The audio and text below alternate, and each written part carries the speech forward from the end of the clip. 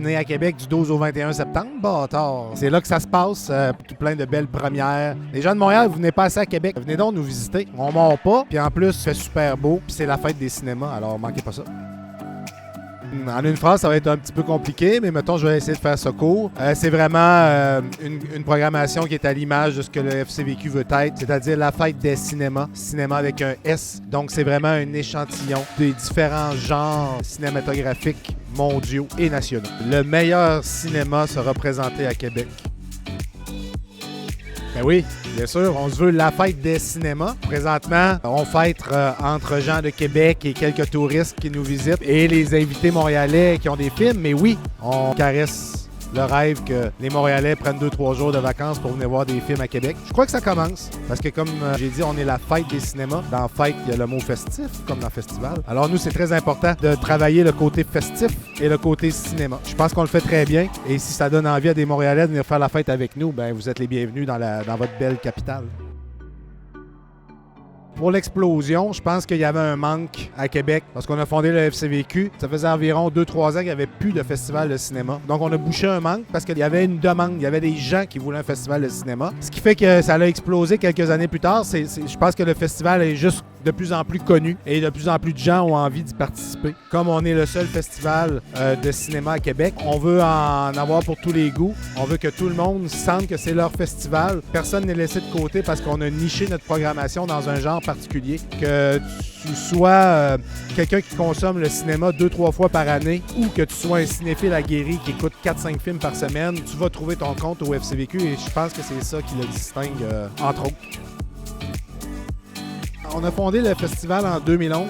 Depuis ce temps-là, on a vu une nette amélioration dans les films québécois. Il y a de plus en plus de réalisateurs, réalisatrices qui font un excellent boulot. Je veux dire, ils font des très bons films. Notre tâche est vraiment rendue difficile de départager les courts-métrages parce que le niveau est très élevé au Québec et on a juste à se promener dans les festivals mondiaux pour s'en apercevoir. Nos films vont dans tous les festivals et remportent des prix. Il y a de quoi être vraiment fier parce qu'on a beaucoup de talent. Notre avenir est garanti pour avoir de la qualité en cinéma au Québec. Il n'y a pas de doute là-dessus.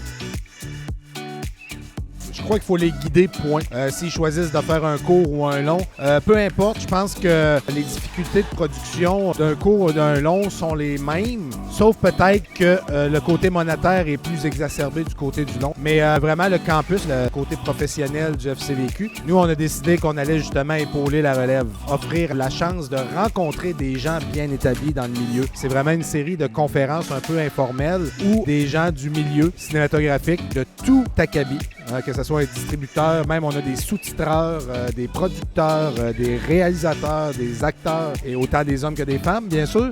Ils sont là pour parler de leur expérience et aiguiller les jeunes talents pour leur chemin à prendre plus tard.